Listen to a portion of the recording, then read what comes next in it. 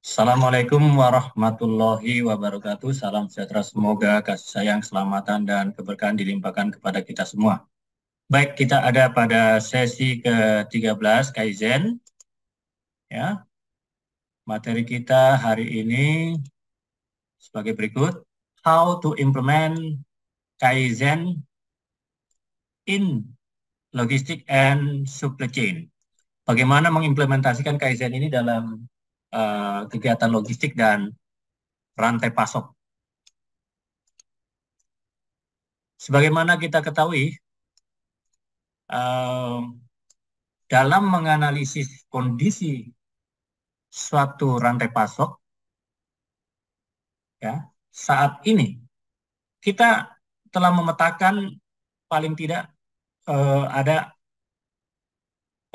5 tahapan, ya, mulai dari basic reliability, production flow, internal logistic flow, external logistic flow, sampai ini yang kelimanya, kita pada akhirnya akan melakukan desain rantai pasok, ya. Nah, dengan pemetaran aliran nilai, disebut juga value supply mapping, ya. Value set stream mapping, ya, value stream mapping di sini, ya, untuk menciptakan value dan bagaimana kita mengeliminasi hal-hal yang bersifat pemborosan, ya.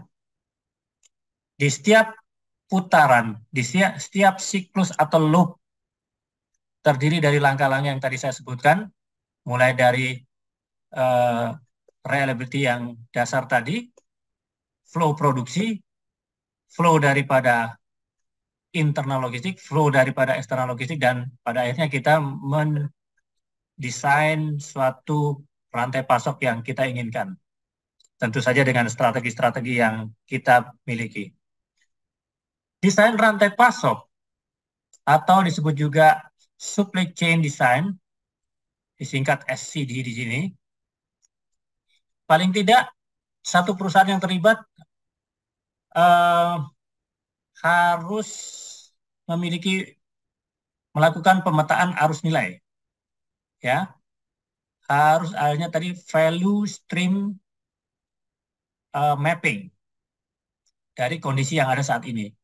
Kemudian setelah mereka memetakan arus nilai itu atau uh, value stream tersebut, ya, maka kelanjutannya adalah menciptakan visi atau peta dalam keadaan masa depan, atau disebut juga value stream design, ya, value stream design.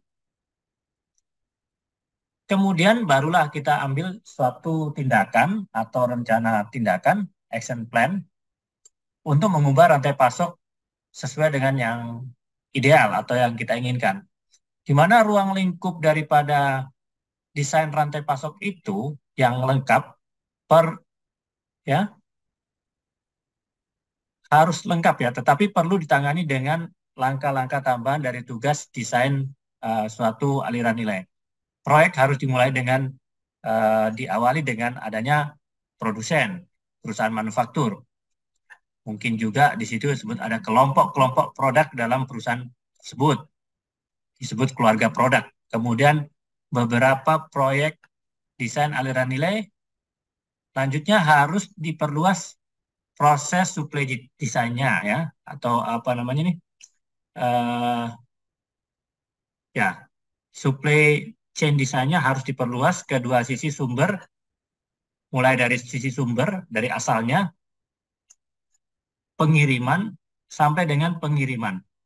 Nah, inilah yang disebut kita sebut sebagai rantai pasok dari sumbernya, manufacture sampai delivery. Untuk melakukan hal tersebut, tentunya kita perlu bangun suatu tim dan menetapkan tantangan yang tentunya kita tentukan di awal, ya. Pendekatan Kaizen ini dimulai dengan tadi latihan yang namanya tadi desain aliran nilai, value stream design, dengan membangun tim untuk mengerjakan suatu analisis desain ini. dan tentunya akan melakukan suatu action plan. Tim ini diberikan suatu tantangan mendesain ulang aliran dengan prinsip Kaizen dalam logistik dan rantai pasok. Tim ini juga berfokus untuk dan terdiri dari orang-orang departemen utama yang terlibat. Jadi ini seperti juga brainstorming ya. Pemimpin departemen terlibat dalam suatu aliran nilai. Logistik sebagai produksi ya, rencana produksi tadi ya, orang yang bertanggung jawab ini yang harus diterlibatkan. Kemudian bagian maintenance atau pemeliharaan, engineering atau rekayasa ya, sumber atau supplier, orang yang berurusan dengan pemasok, dan bagian pengiriman atau delivery. Bagaimana orang yang langsung deal dengan pelanggan atau customer ya. Bagaimana mempersiapkan analisis kondisi saat ini?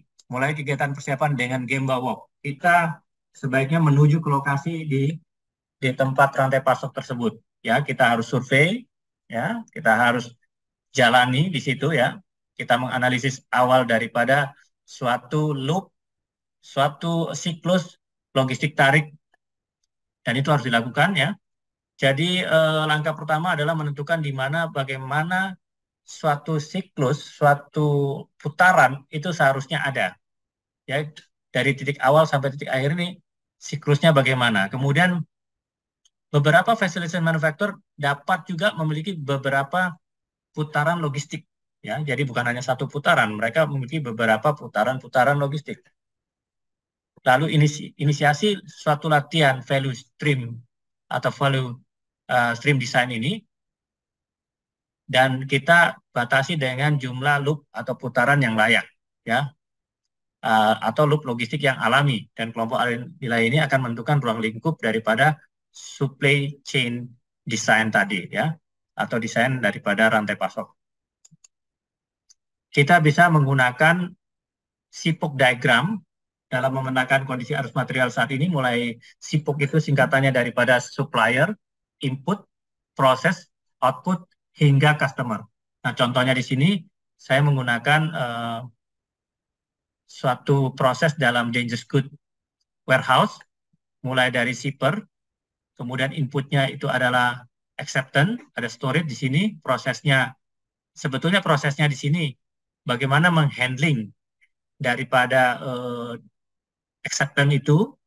Ini inputnya ini adalah staffnya ini ya, bagaimana manpowernya. Sedangkan prosesnya ini bagaimana pekerjaannya, bisnis prosesnya, outputnya menghasilkan quality packaging, export shipment, suatu SOP yang baik, sertifikasi, dan tentunya customer yang kita layani adalah di sini adalah si consignee atau termasuk shipper itu juga sendiri ya, termasuk logistik staff.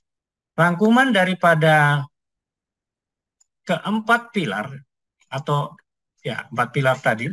Oke, rangkuman dari basic reliability ada production flow, internal logistic flow, dan external flow. Di mana masing-masing daripada kegiatan ini ada Kaizen Foundation di sini ya, yang membentuk methods, manpower, material, dan mesin.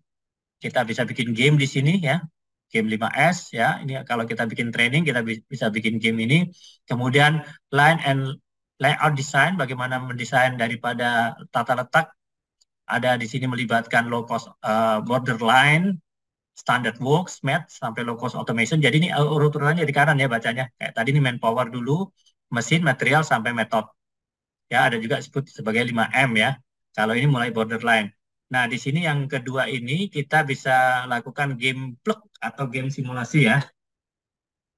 Kita bisa menggambarkan suatu grafik prosesnya buat tata letak fungsional, mendesain garis, simulasi garis. Kemudian di sini yang ketiga, supermarket ini kita mulai dari Mizumazi, synchronization, leveling, dan production pool planning. Kita bisa bikin ada 5 sampai 9 model game di sini, game pool plug. Kemudian pada tahap storage and warehouse design, desain daripada gudang, kita mulai dari milk run, source flow, deliver flow, sampai logistic pool planning di sini.